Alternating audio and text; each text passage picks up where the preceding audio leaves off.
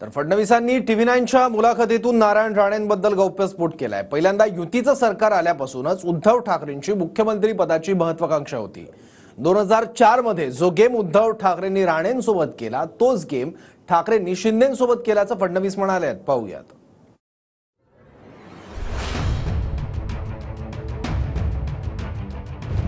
त्यांच्या लक्षात आलं की अजून एक नारायण राणे तयार होत आहेत आणि हे जर अशा प्रकारे इतके मजबूत झाले आणि आता यांना कापलं नाही तर आदित्य ठाकरेंच्या हाती आम्हाला पक्ष देता येणार नाही। उद्धव ठाकरेंना युतीच्या पहिल्या सरकारपासूनच मुख्यमंत्री व्हायचं होतं असा आरोप करतानाच फडणवीसांनी नारायण राणे यांच्यावरून मोठा गौप्यस्फोट केला। 2004 मध्ये राणे पुन्हा मुख्यमंत्री होऊ नये यासाठी त्यांच्या समर्थकांची तिकीट कापली। तोच गेम उद्धव ठाकरेंनी शिंदेंसोबत केला असा सनसनाटी दावा उपमुख्यमंत्री देवेंद्र फडणवीसांनी TV9च्या मुलाखतीत केला। मी तुम्हाला खरं सांगतो, युतीचं सरकार आलं तेव्हापासून उद्धवजींच्या मनामध्ये मुख्यमंत्री पद होतं, त्यांना बनायचं होतं। 2004 साली ज्यावेळेस अशी स्थिती होती की आता या ठिकाणी पुन्हा आमचं सरकार येऊ शकतं, नारायणराव राणे प्रचंड त्या ठिकाणी ज्याला आपण म्हणतो फॉर्ममध्ये होते आणि अख्खा महाराष्ट्र त्यांच्या पाठीशी होता। यांना असं वाटलं की राणे म्हणजे जर आपलं त्या ठिकाणी पुन्हा सरकार आलं तर राणेंचेच लोक आहेत सगळे, आपल्याला मुख्यमंत्री होता येणार नाही। राणेंच्या जागा कापल्या, आपले लोक दिले, परिणाम काय झाला? सरकार गेलं, राणेसाहेब पक्ष सोडून गेले। त्यावेळेपासून त्यांच्या मनामध्ये आहे आणि मी तुम्हाला सांगतो हीच गोष्ट त्यांनी एकनाथ शिंदेंसोबत केली। त्यांच्या ज्यावेळी लक्षात आलं की आता 2019च्या निवडणुकीमध्ये सगळे निवडून आलेले आमदार एकनाथ शिंदेंचं नाव घेतात कारण हे तर नॉट रिचेबल असतात, त्यांच्या लक्षात आलं की अजून एक नारायण राणे तयार होत आहेत आणि हे जर अशा प्रकारे इतके मजबूत झाले आणि आता यांना कापलं नाही तर आदित्य ठाकरेंच्या हाती आम्हाला पक्ष देता येणार नाही आणि मग त्यांनी त्यांचे पर कापण सुरू केलं।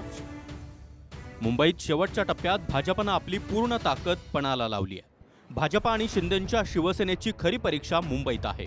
भाजपा उद्धव ठाकरेंना मुस्लिम मतांवरून घेरतेय, त्यातच मुस्लिम आपल्यासोबत असल्याचा दावा उद्धव ठाकरे देखील करतायत। त्यावर फडणवीसांना काही सवाल केले। अगोदर आपण मुस्लिमांविषयी बोलत होतो, पण मुस्लिम हे दुसरीकडे जायला, चला ते ठाकरेंकडे गेले, कोणाकडे गेले, त्याला जायला भाजप जबाबदार नाही का? तुमच्या आता जी वक्तव्य आहे पूर्ण निवडणुकीत झाली की संपत्ती वाटल्या जाणार, आरक्षण त्यांना, ओबीसींचं आरक्षण त्यांना देणार। मग आता जर तुम्ही कट्टर हिंदुत्वाचा झेंडा घेऊन फिरता तर मुस्लिमांनी मग कुठे जायचं? मग त्यात त्यांची चूक काय? पहिली गोष्ट फंडामेंटल डिफरन्स बघा। फंडामेंटल डिफरन्स आहे काँग्रेस आणि इंडिया आघाडीचं म्हणणं आहे की देशाच्या रिसोर्सेसवर पहिला अधिकार मुसलमानांचा आहे। आमचं म्हणणं आहे देशाच्या रिसोर्सेसवर पहिला अधिकार गरिबाचा आहे, तो मुस्लिम असो, हिंदू असो, बौद्ध असो, कोणी असो। आणि हा जो फंडामेंटल डिफरन्स आहे मोदीजींनी आपल्या कृतीतनं दाखवला। मोदीजींनी आज 20 कोटी लोक मोदीजींच्या घरांमध्ये राहतात, त्याच्यामध्ये मुसलमान नाही आहेत का? मोठ्या प्रमाणात मुसलमानांना मोदीजींनी घरं दिले, मोठ्या प्रमाणात मुसलमानांच्या घरी मोदीजींनी गॅस दिला, मोठ्या प्रमाणात मुसलमानांच्या घरी पाणी पोहोचवलं, सगळ्या योजना मुसलमानांपर्यंत मोदीजींनी पोहोचवल्या। पण नाही तुष्टीकरण नाही आहे, बिलकुल नाही होऊ शकत यात। आमचं म्हणणं काय? Justice for all, appeasement of none. की जवळपास महाराष्ट्रात 1.25 ते 1.5 कोटी मुस्लिम आहे, 12% ही पॉप्युलेशन आहे। असं दिसतंय की मुस्लिमांचं जे वोट आहे ते शिफ्टिंग होत आहे ठाकरेंकडे। तर मुंबईत जर ठेवायचे असतील, तुम्हाला तुमचा गड शाबूत ठेवायचा असेल तर हे जे मराठी प्लस जर मुस्लिम असं कॉम्बिनेशन झालं तर त्याची भाजपाला भीती आहे, म्हणून सगळे तुटून पडलेत। असं आहे, पहिल्यांदा तर हे लक्षात घ्या, मराठी माणूस हा केवळ मराठी नाही आहे, तो हिंदू देखील आहे आणि तो कट्टर हिंदू देखील आहे। मुळामध्ये उद्धव ठाकरेंनी एक पॉलिटिकल अर्थमॅटिक मांडलं। उद्धव ठाकरेंच्या लक्षात ज्यावेळी आलं की मुंबईमध्ये आपला मराठी टक्का, आपल्याला मिळणारे मतं हे कमी झाले आहेत आपल्याला याची भरपाई कुठनं करता येईल, त्यावेळेस त्यांच्या लक्षात आलं की मुस्लिम मतांवर आपण जर लांगुल चालन केलं, त्यांना पायगड्या घातल्या आणि त्यांच्या पायावर लोळलो, तर आपल्याला निश्चितपणे या ठिकाणी हे डेफिसिट भरून काढता येईल. मुंबईत नुकताच घाटकोपरमध्ये पंतप्रधान मोदींचा रोड शो पार पडला. मुंबईमध्ये 6 पैकी 6 जागा राखण्याचं आव्हान एनडीए समोर आहे. मोदींच्या मुंबई आणि महाराष्ट्रातल्या दौऱ्यांवरून विरोधकही भाजपला घेरतायत. त्यावर फडणवीसांचं काय म्हणणं आहे तेही ऐका.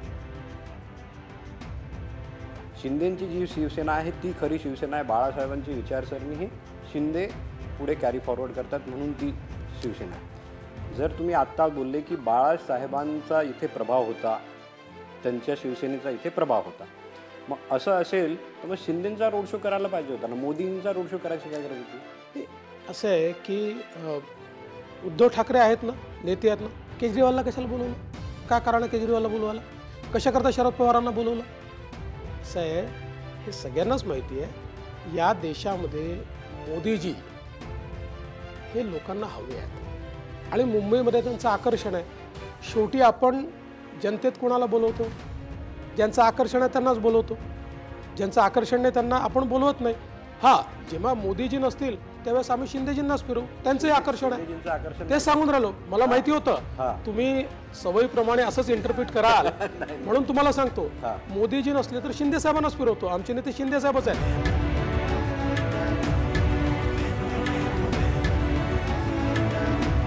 Report TV9 Marathi.